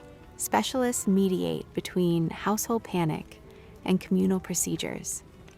The social placement of expertise also creates a predictable channel for training and transmission, which makes community responses more efficient over time. Sixth, a mechanism for gendered control. Many vampire narratives center on infants, lactation, and female reproductive labor. Naming certain harms as the work of a night predator often focuses remedial labor on women and on domestic spaces. That focus can legitimize the authority of midwives and elder women, but it can also make certain women vulnerable to accusation. The myth, therefore, interacts with existing gender and power structures. In many cases, social fallout from an accusation is shaped by who controls resources, who can produce witnesses, and who can marshal reparative goods. Seventh, a legal and bureaucratic interface. Where courts and clerical hierarchies exist, the vampire story migrates into official procedures. Exhumations under magistrate orders, clerical consecrations, and documented testimonies convert a rumor ecology into formal inquiry. The institutionalization reduces the chance of arbitrary violence by embedding remedies in documentary process. Yet, the very act of transferring a folk problem into courts can also politicalize disputes. Competing elites may use revenant narratives as leverage in property disputes or jurisdictional contests. Eighth, a mnemonic and narrative compression. Myths are efficient cognitive tools.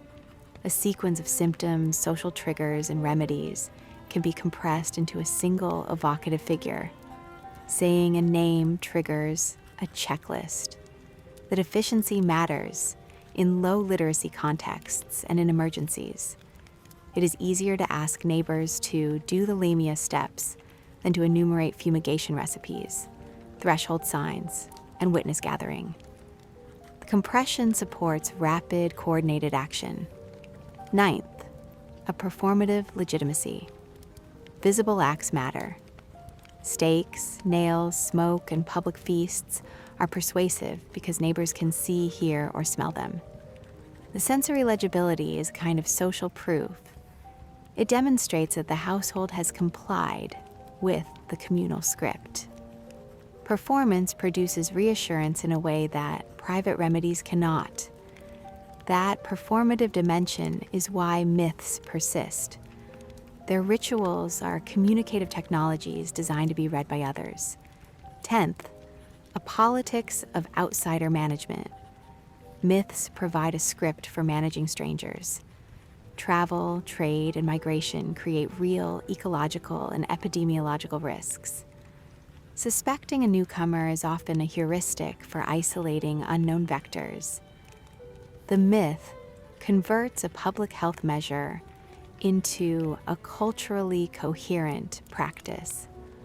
Isolation, observation, and staged re-entry into community life are encoded as rituals. This encoding makes containment socially acceptable and institutionally repeatable. 11th, an integrative role with religion. Clerical framing reframes revenant events as moral or spiritual failure, offering confession, masses, and consecration as remedies. That reframing absorbs folk anxiety into institutional channels. It reduces violent lay remedies by offering church-sanctioned sequences that are both public and authoritative. The interaction between folk procedure and clerical rite produces hybrid practices that have broader social reach and less lethal outcomes on average.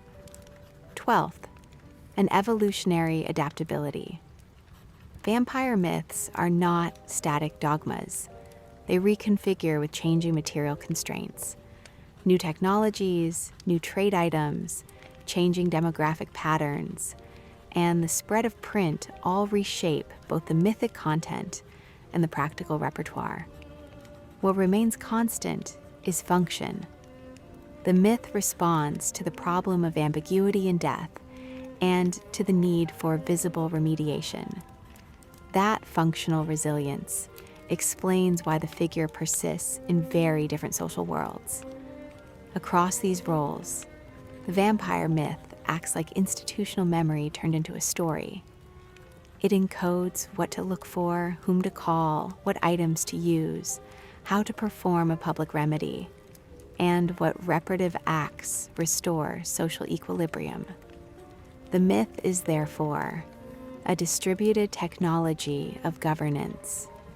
It sits between law, medicine, ritual expertise, and everyday labor. It is at once diagnostic shorthand, a sanctioning frame, and a logistical plan for action. Travel accounts, pamphlets, and vernacular reports supplied material that writers could shape into fiction. The details that mattered were concrete and repeatable. A nail hammered into a lintel, a grave opened at dawn, a corpse that bled when pricked, a lamp kept burning through the night. Those practical motifs moved from hearth to page because they were already formatted as actions. A novelist could take an observable ritual and recast it as dramatic proof, a scene that readers could visualize, and that carried an implicit logic of cause and remedy. Early fiction reused the same procedural images. Short tales and serialized narratives borrowed exhumation scenes and threshold protections as narrative currency. The figure of the night predator changed as writers stacked motifs. The first literary vampires were often revenant aristocrats, or ambiguous seducers, or revenants driven by revenge. Over the 19th century, the creature acquired psychological depth. Authors folded in anxieties about contagion, about sexual transgression, and about the dislocations of modern life. The vampire moved from village practice into metropolitan imagination. Genre consolidation happened in two complementary ways. First, motifs became standardized. Garlic, stakes, crucifixion imagery, and nocturnal attack shifted from being local remedies to canonical signals that signified vampirism in fiction. Readers learned the code. Second, the novel form allowed sustained attention to motive and to social implication.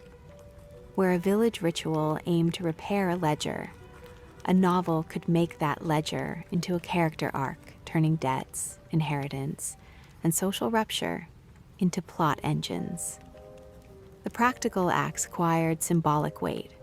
Blood as property, stake as justice, stake as narrative closure.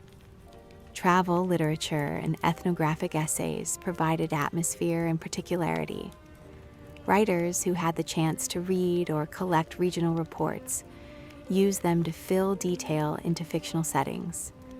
Landscapes, burial customs, and local superstitions lent authenticity.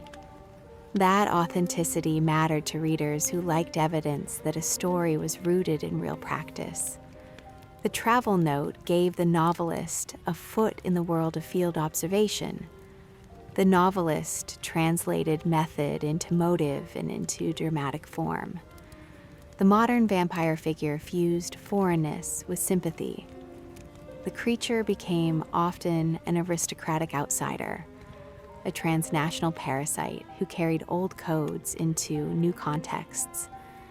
That configuration served anxieties about imperial movement and cultural contact.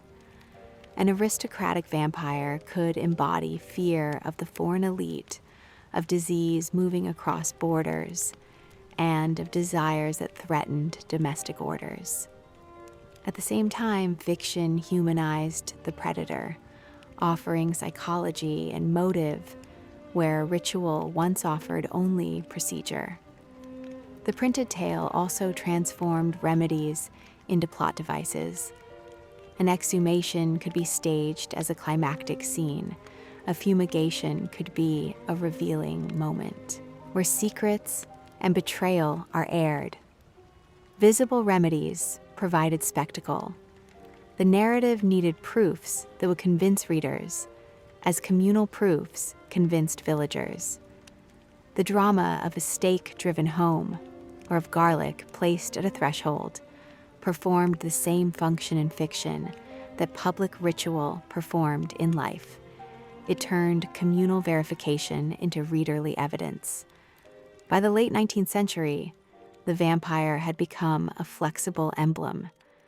Writers used the figure to address social anxieties about modernity, sexuality, and empire. The creature was at once monster and metaphor. Authors layered in literary antecedents while tightening the character into something that functions within a novelistic economy of motive, symbolism, and closure. The consolidation culminates in a form that reads like both a ledger and a horror tale. The practical steps preserved by folk practice survive as moments of high drama. The lamp at a grave reappears as a lamp on a book table. The stake moves from soil to narrative wound. The old social technologies of boundary control and public proof are recast as psychological conflict and literary device. A page is turned, a lamp is tilted to shield the flame, and the story crosses from village green to study. The next movement brings the literary vampire fully into modern consciousness, where motives are probed, and the monster becomes a mirror for new anxieties. A lamp burns low at the threshold, steady against wind and the rumor of cold. Its light keeps two things clear. One is the fact of loss, the exact weight of absence that cannot be argued away. The other is the set of small actions people learned to do when absence became dangerous. A nail in a lintel, a handful of salt, a smoked herb, a watched grave, a witness called by name. Those actions are not superstition alone. They are protocols born of repeated failure and of the need to keep life going after the unexplainable. The stories that grew from those protocols are not only tales of monsters, they are compressed manuals for surviving collapse. A name like lamia or strigoi signals a bundle of habits that neighbors can read at a distance. A printed pamphlet or a poem will shape the figure into drama, but the underlying logic stays plain.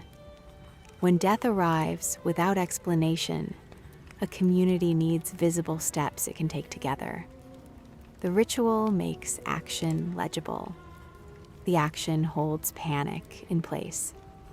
The hold preserves harvests, marriages, and the thin economies that let a village breathe. Those measures sometimes become brutal and unjust. Naming can scapegoat the vulnerable.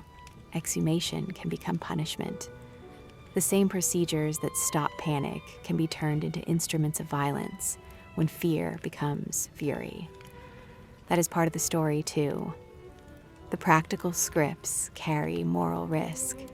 They demand judgment and restraint as much as skill. Over centuries, the practical and the fictional braided together. Travel notes and court records fed poets. Pamphlets fed magistrates. Novels turned visible remedies into dramatic proof. The lamp at the grave moved from hearth to page and back again. Names became characters, and characters carried back redoubled expectation about what counts as evidence. At the end of a long night, the lamp is tilted to shelter the flame. Smoke threads the lintel. A neighbor counts nails and herbs and remembers the right sequence of steps. Memory holds method. Memory becomes practice. The path runs from that small lamp across fields, into ports, into books, and back into houses where people still wake to sounds that need naming. The lamp burns on.